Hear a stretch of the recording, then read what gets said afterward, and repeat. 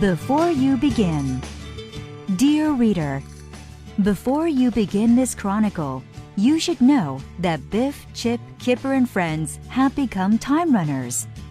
They are based in the Time Vault, a place that exists outside time. Their mission is to travel back in time to defeat the Virons. Virons are dark energy in human form. Their aim is to destroy history and so bring chaos to the future. The Time Runners have to be brave and self-reliant. They have a Zap Trap, which is a device to capture the Virons. They also have a Link, which is a bit like a mobile phone disguised as a yo-yo. The Link lets them communicate with the Time Vault. Apart from that, when on a mission, they are very much on their own. Theodore Mortlock, Time Guardian.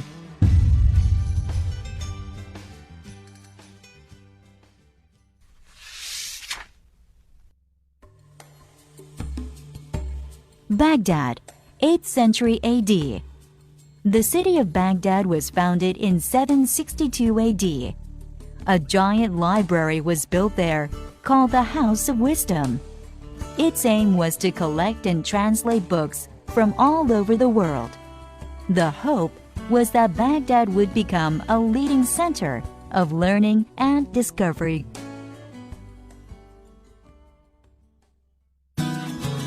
Chapter 1.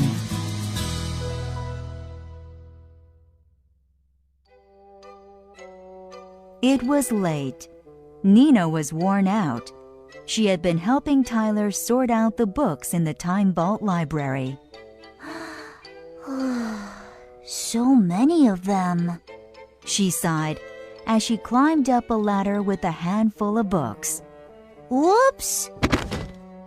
2 of the books slipped and fell to the floor.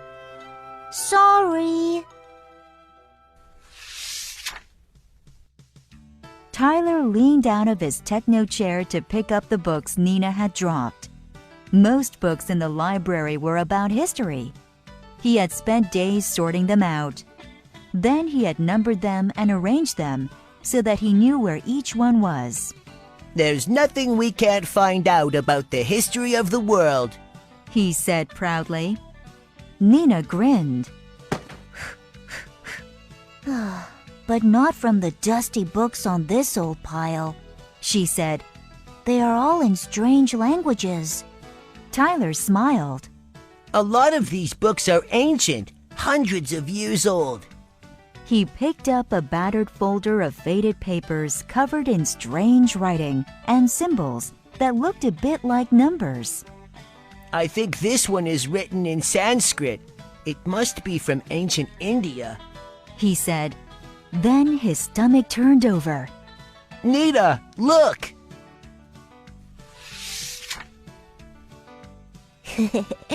Don't tell me you can read Sanskrit, Nina laughed. No, not that, said Tyler.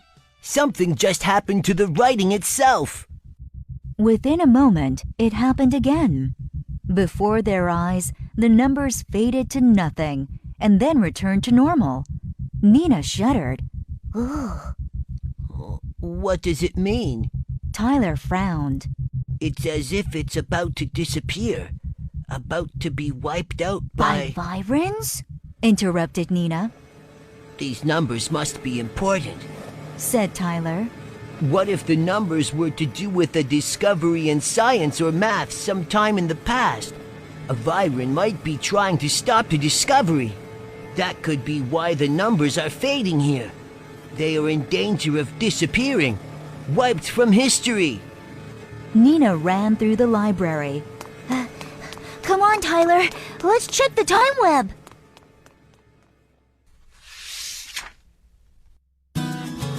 Chapter 2.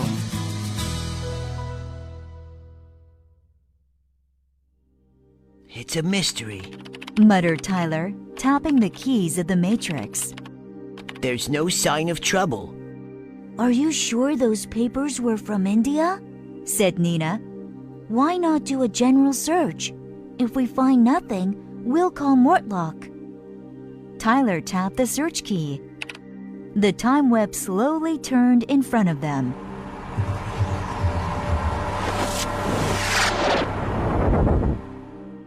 They didn't have to wait long. Low down on the web was a small bruise of darkness. There! Shouted Tyler. He flicked on the globe. The 8th century AD. The newly built city of Baghdad. Not India after all. Nina grabbed her link and zap trap. Send me out, now! She demanded. I'll check it out. If I need help, you can wake the others.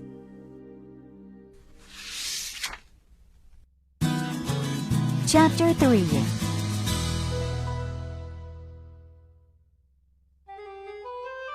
From the shadows of an alley, a flock of white doves took flight. As the doves soared into the evening sky, Baghdad stretched out beneath them. The dusty pattern of narrow streets, canals, and market squares was lit by thousands of tiny lanterns. Below the doves, the river Tigris flowed lazily past. At the river's edge, a dark figure pulled aside a grating and stepped into the underground water channel that ran beneath the city. The doves flew on over a large circular palace. Then they flew back to the alley where they had taken off. If anyone had watched where the doves landed, they would have seen Nina step out of the shadows, pull a shawl around her face, and join the crowded street. Nina looked around excitedly. There were people everywhere. They crowded around stalls packed with delicious-smelling foods and spices, colorful silks and jewelry. There were even stalls selling the latest invention from China, paper. Tyler? Nina whispered into her link. Where do I start? The Virens could be anywhere. I haven't got a chance. From the link, Tyler's voice sounded thin and distant. We know it has something to do with that old paper we found in the library, he said. That's our only clue. Maybe there's a library or something here, wondered Nina. But before Tyler had time to reply, Nina had to snap the link shut. Someone was shouting at her. Hey, make way! Books for the House of Wisdom! Everyone cleared the middle of the street as a line of camels walked through, led by a small girl. The animals swayed under the weight of the heavy wooden chests they were carrying. Some of the chests were open. They were full of books and scrolls. Thought Nina. Whatever the House of Wisdom is, it seems like a good place to start.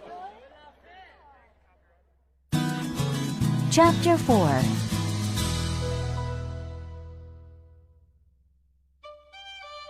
There was no mistaking the House of Wisdom.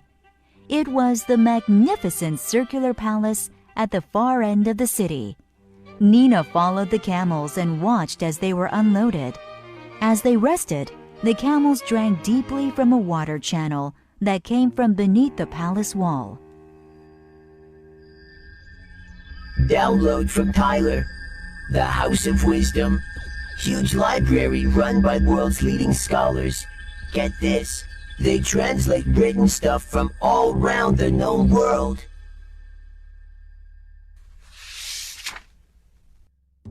The sound of raised voices made Nina look up. The camel girl was arguing with the guard at the gates. Nina crouched behind one of the wooden chests to hear what they were saying. The House of Wisdom is closed, snapped the guard. In the last 2 nights, precious papers on mathematics have been stolen from the library. Everywhere is under guard. But we need to be paid, protested the girl. We have brought many books for the library, all the way from Greece. I don't care how far you've traveled, sneered the guard. Come back tomorrow. Tyler listened to Nina over the link.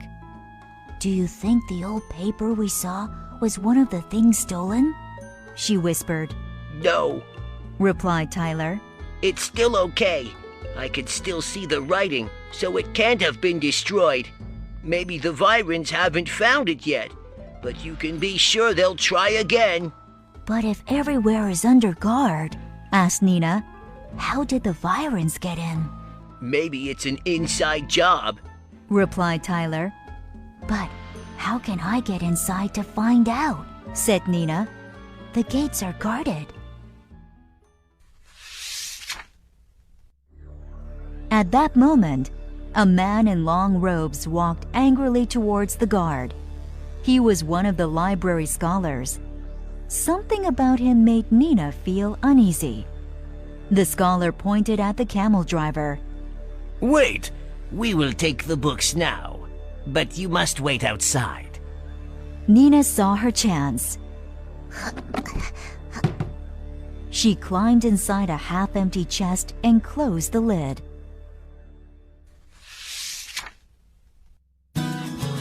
Chapter 5.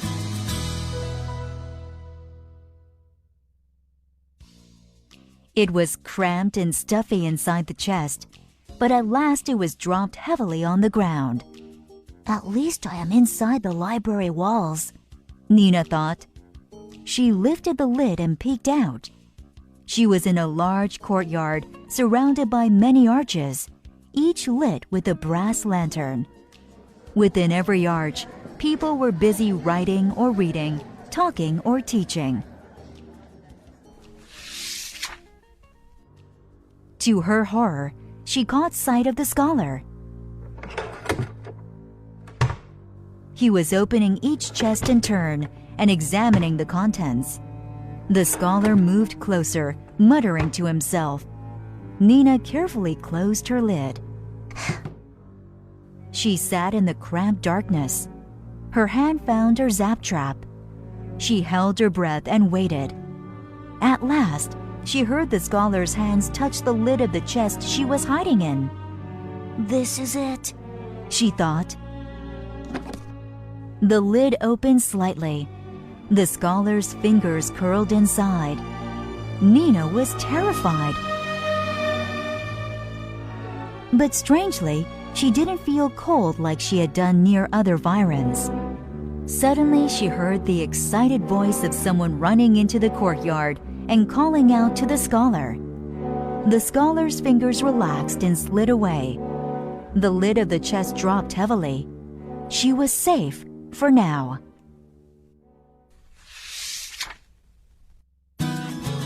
Chapter 6.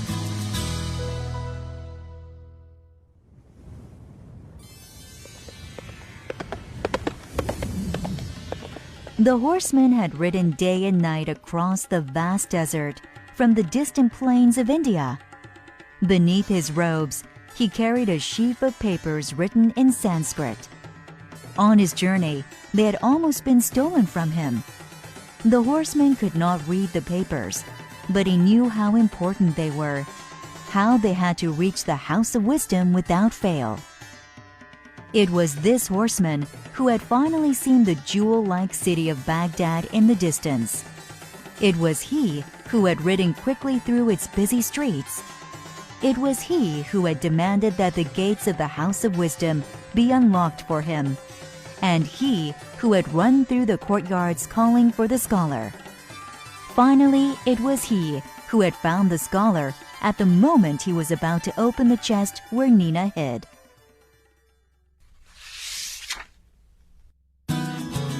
Chapter 7.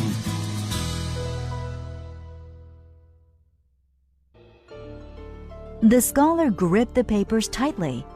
He sat heavily on the chest. Nina flinched as the lid groaned under his weight. So it is true, he said, staring into the eyes of the dusty horseman. They have invented a new number. The horseman shook his head. I cannot imagine such a thing. The scholar lowered his voice. Come, we cannot discuss this here, he said. It is too dangerous. A new number. It will change the way we think. It will change history. A download from Tyler lit up Nina's link. Virons must be closing in. It said. The papers have faded to almost nothing. Nina knew she had to act. She climbed out of the chest and followed. The two men entered the great library. The scholar paused by the guards at the doors. He did not want them to hear. You can go home, he told them. Nina was sure that once inside, he was going to destroy the papers. When the guards had gone, Nina crept into the huge room. It was stacked with papers, books, and scrolls. The only place to hide was behind a large Persian rug hanging from a gallery. Quietly, she climbed the gallery steps, squatted down, and waited for her moment. Nothing, the scholar muttered. The Indians call it sunya. It means empty, zero. 0. Nina gasped. The number they had discovered was 0, a naught. But how can nothing be a number? The horseman asked. How can I count nothing? How can I measure a shape that has sides of nothing? There must always be something.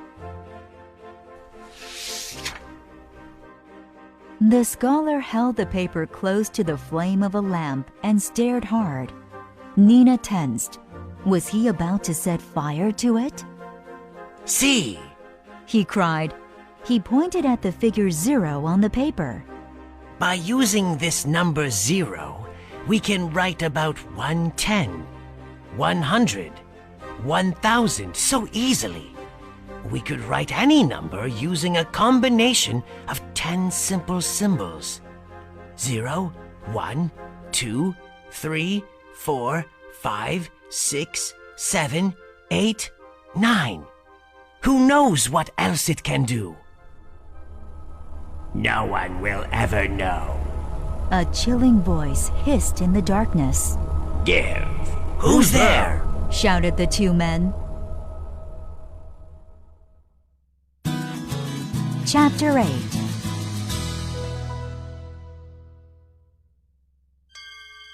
Nina felt dizzy with fear. Where had the voice come from? There was nothing there. A movement from the stone floor caught her eye. A metal grating that led to the water channels beneath the city slowly rose. Long, ice-white fingers pushed the grating aside. The Viren oozed from the hole like the darkest slime. Mine! The Viren snarled, snatching the paper from the terrified men. Then he turned and jumped down the hole. Without thinking, Nina grabbed hold of the Persian rug and slid down. Ah! The rug fell quickly after her, covering the two men in its folds. The Viren was already wading along the underground tunnel by the time Nina had climbed into it. She could see his outline some way ahead. Was he too far to catch? At that moment, her link went off. A download. The paper is blank, it said simply. Nina stopped. This couldn't be the end of numbers, could it?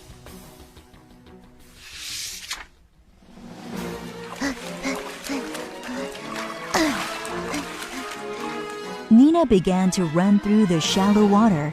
She had to get close enough to the Viren for the zap track to work. Then the Viren stopped and turned.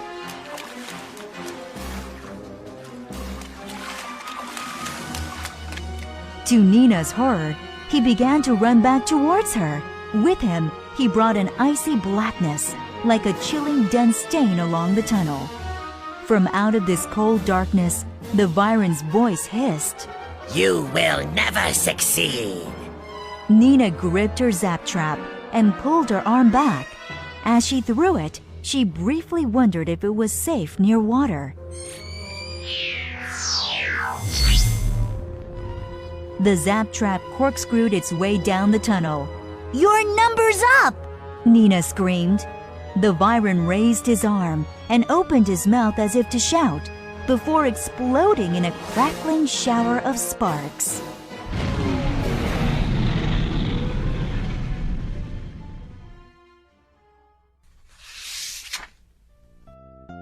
There was no one in the library when Nina climbed back out of the tunnel.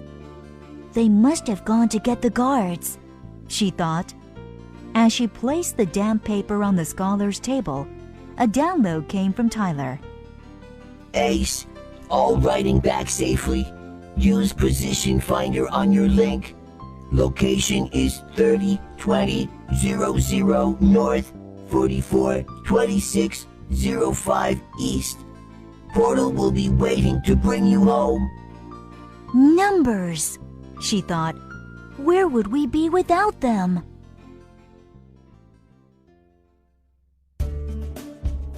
Tyler's mission report. Location, Baghdad. Date, late 8th century AD. Mission status, successful. Viren status, 1 Viren zapped. Notes, solo mission by Nina. We think no one in Baghdad saw her. I reckon that whenever people first came up with the idea of numbers, it was so they could count things. Animals, stuff they owned, how many days. One and many would no longer be enough. But how often do you ever count 0 animals or 0 days?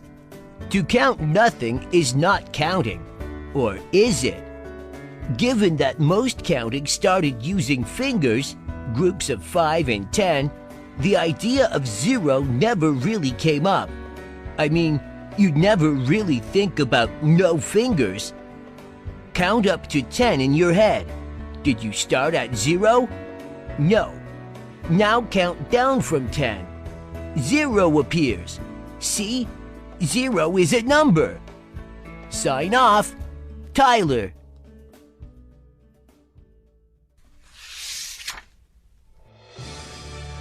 History downloaded. A golden age. The idea of 0 was very nearly lost. Without 0, many ideas would not have developed in the way they have.